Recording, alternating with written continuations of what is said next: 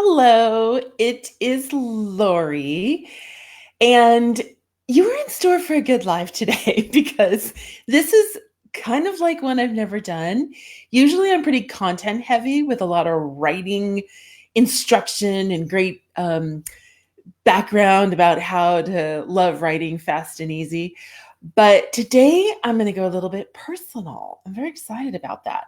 And in honor of going personal, I usually have all these slides here. And in honor of going personal, I'm not going to have slides today. I'm just sitting in my writing studio as I always am. This is my real live writing studio. It is not a set. But I had a huge aha moment 2 nights ago. I was doing some work that my business coach had asked me to do, Tiffany Lee Bymester, aka Coach Glitter. She's incredible. Um, and I had a serious aha moment. And it all revolved around fear and doing scary things. And that's what I want to talk to you about today. But first, you need a little backstory. Okay. So, my mission is to help people love writing. And for many people, that means getting over a fear of writing. So I've taught for more than 30 years, specializing in writing instruction, teaching students, adults, parents, teachers how to approach writing and enjoy it, or teachers how to teach it. And one thing I am certain of, not many things I'm certain of in life, but one thing I'm certain of is I can show you how to experience writing successfully, joyfully, and it's a fun experience in your life. Now, I'm not saying I'm going to teach you how to write a novel and get published. There are lots of people who can do that. I'm not your person for that. But I think this is important to have writing in your life for many reasons, and I'll explain those in a second. But one of them is just a reality check of, wow, contemporary life requires a lot of writing. Hello, devices in our hands and easy access all the time. So much now we're communicating with writing. I mean, how many of us call each other and actually talk on the phone anymore? So you can either resist that and not enjoy it, or embrace it and find levels of joy in writing that you never thought you could. So I'm here to help you embrace that. Okay. So now, why does writing make life better? Well, I got several reasons. One, it's one of the best tools I know to help you make sense of life. And by the way, all this is leading up to the fear thing. I just need to give you this backstory. So it's one of the best tools you can use to make sense of your life. It helps you pay attention to things that other people miss, right? That's amazing. We're only on this planet once, and you might as well notice what's here. I also think it helps us savor life. When we write, we're bringing a layer of meaning to the everyday, to the ordinary, to the extraordinary. And it just deepens that experience all the more.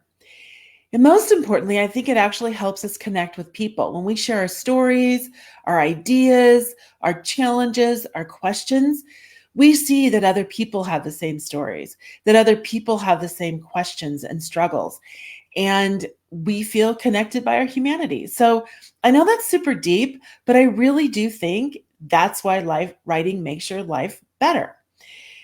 But as humans, if we're scared of something, if we're fearful of something, we are going to push it away. We're going to resist it, right? Well, I want to change you so to not change you. I want to put you in the position with who you are right now to embrace that writing so you can have this deepened relationship with using a tool that helps you experience the depth of life. All right. So this leads me to my aha. And Nicolette is here. She's one of my friends I've met online, and we're kind of doing this new online business journey together. And it's really been wonderful. You know, online is not a bad place. It's not all bad. All right. So, okay, aha moment. So I kind of called myself out on something, which I kind of love to do. It's kind of part of my DNA. Well, for the king of things I really want to call myself out on, but I can handle.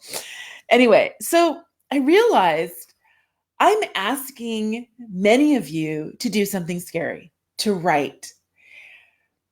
And I thought, well, writing doesn't scare me. I have enough experience to know it doesn't have to be scary if it's taught well and our mindset approach to it doesn't make it a scary thing. So I'm like, well, what am I, am I doing anything scary? Am I stepping out in any way from my fear and just saying, okay, let's go for it? And so that led me to be a little bit reflective. And I realized that there are 3 big turning points in my life, and all of them stem from me stepping out of fear. Fear was holding me back, and I decided, okay, I'm going forward in fear. And that made all the difference. And I'm going to share those 3 things. 2 of them are from my past, and one of them is happening right now. All right. So, turning point number 1, I quit law school to become a teacher. Now, I'm going to tell you the little story of this. It is actually many turning points in one, but I'm just going to tell you part A of the turning point. And let me tell you, that was a scary move. I was super concerned. Okay, I'm $10,000 in debt, and I'm only 6 months in my first year. How am I going to pay off that debt? What are people going to think? What are my friends going to think? What are especially my parents going to think? My father, who was a lawyer and loved practicing law. By the way, no pressure to become a lawyer from them. It was fine when I quit. And in my head at that time, I had a very glamorous perception, of what it meant to be a lawyer. These were in the days of LA law, right? And if anyone is old enough to remember that, I know Nicolette's here and she is way too young for that. But, I kind of thought like, okay, I'm giving up this career that's prestigious and I'm going to make a lot of bucks and I'm going to be able to drive a Porsche. But one night, it was February of my first year of law school, I was studying for my constitutional law exam. And I'm a schoolgirl, right? I like studying. It kind of turns me on. Sorry, please. I fully acknowledge that. And I'm in law school and I am really struggling to study. Like super, I can't get it going. And the next day is my final. I was going to Loyola Law School, downtown LA, not Chicago. And I was surrounded by my sleeping bag because my heat was broken in my Pasadena apartment. And I'm just shivering and trying to study. And my brother, my sweet brother, who was going to Occidental College just a ways down the road at the time, who also had a big test the next day, but came over anyway. He calls me up and he goes, "How you doing, Lori?" And I'm like, "I'm fine. I'll be right over." So he came over and we talked and he threw this idea out to me and he just said, "Why don't you quit?" And I looked at him like, "You are crazy, dude.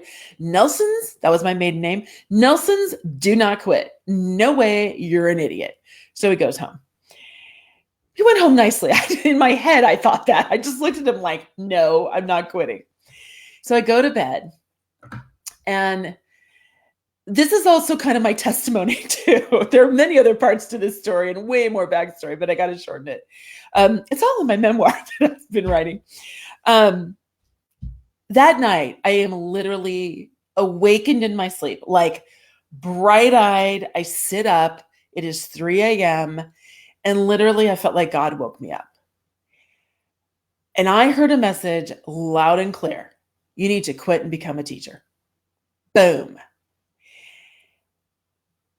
I had never thought of being a teacher. Like never, not on my any iota of my radar. But I just knew that's what I had to do. Like there was absolute definite clarity. So the next day, I quit. Like boom, I quit. Now, there was a little pre-planning in this. I was super worried what my friends were going to think. I had made some really great friends at Loyola. So I went to the registrar's office like when I knew everyone was in class. So I quit. I called my parents. I didn't even have a discussion like, what should I do? What should I do? I quit. I called my parents and I just said, okay, I got a plan. I'm quitting law school. UCLA Department of Education for their master's credential program. I can apply to that and start in July. It's February now. I'm going to move home. I'm going to get a temp job, save money, and go become a teacher. And my parents are like, well, okay, you got a plan. You got a plan. And that's what I did.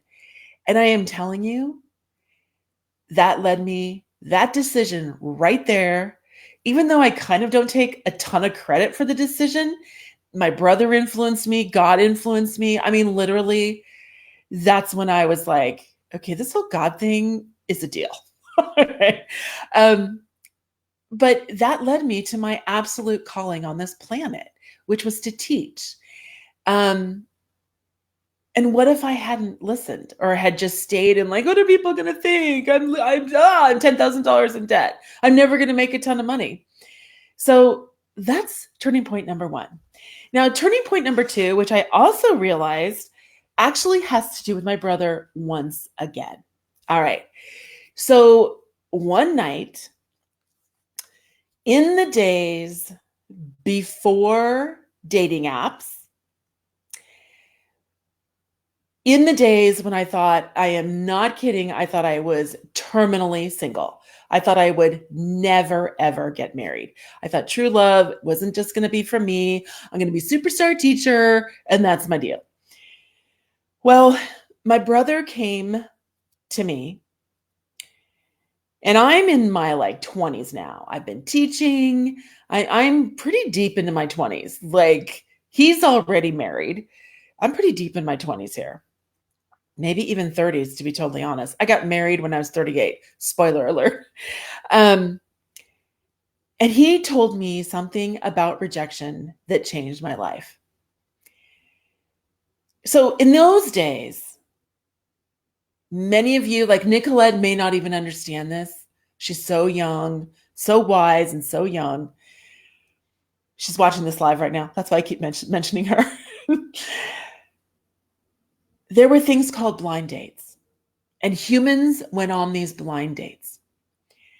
Well, I am not kidding when I tell you, at the very, very top of my absolute number one fear list was going on blind dates. Like Armageddon, being killed in the big California earthquake, all those things, not number one. Public speaking, I had that one. That was I love public speaking, as you might notice. But going on a blind date was the worst. So my brother came and gave me some advice. And this is actually in a book that I've been working on forever. It's a memoir. And I'm just going to read you a little excerpt. It was the dialogue part of this moment. So I'm going to turn to it. Sorry for my crumpling papers there. So I think my brother, I don't know where we were, to be honest, but I think he was visiting me when I lived in Ventura in my apartment where I was teaching. Lori, you got to get rejected as many times as possible. Dude, what are you talking about? Lori, when I was single, I'd try to get rejected at least once a week. So I'm just staring at him, dumbfounded, like, you're crazy.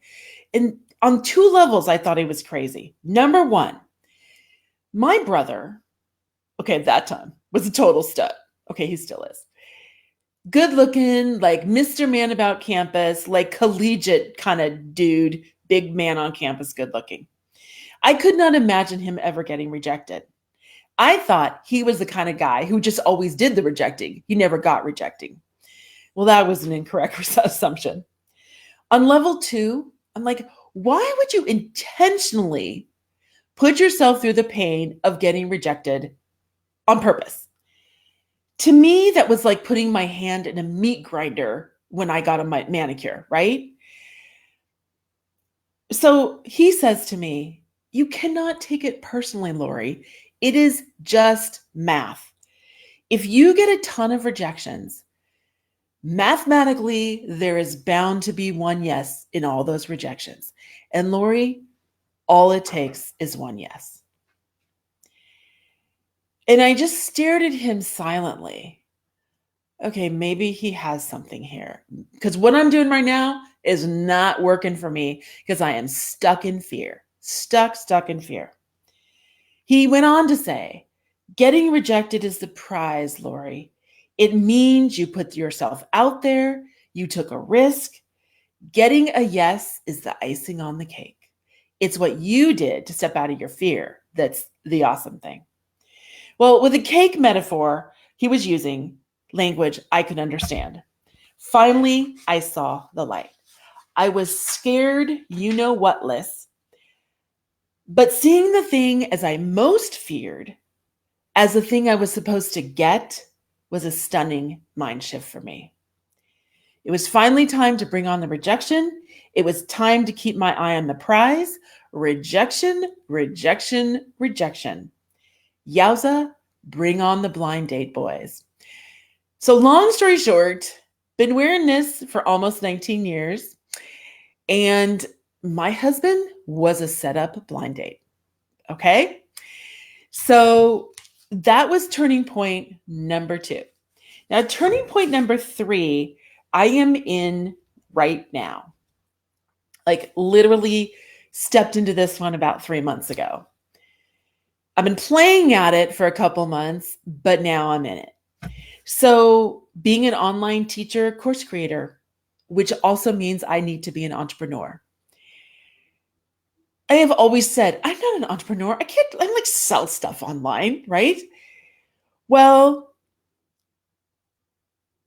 I realize, because I always thought I'm a teacher, I'm a writer, I'm not doing this whole online thing.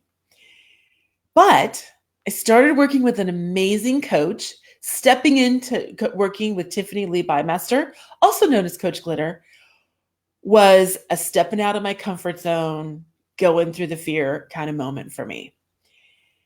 But one of the reasons I was staying in my fear is like, well, I don't know how to be an entrepreneur. I'm 56. This is like a career pivot at 56. And it's scary. But one of the things that I really know is I know what my mission is. My mission is to spread writing love and to make it fast and easy for as many people as I can.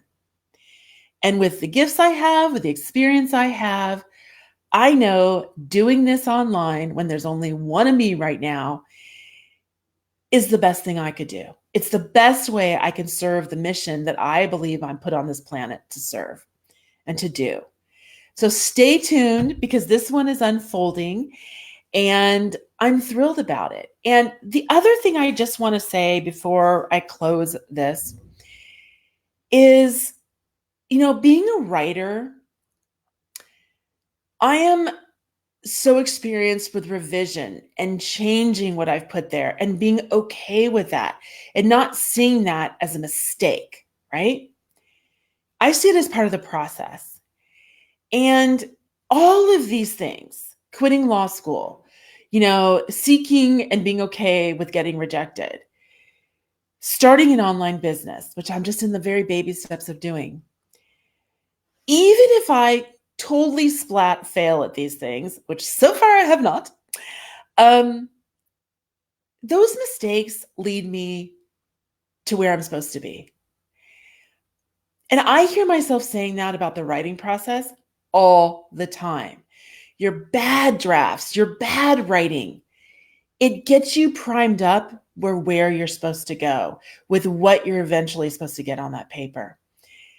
And I think writing, the whole writing process is also such a metaphor for a really great way to live life. You can apply it to so many things.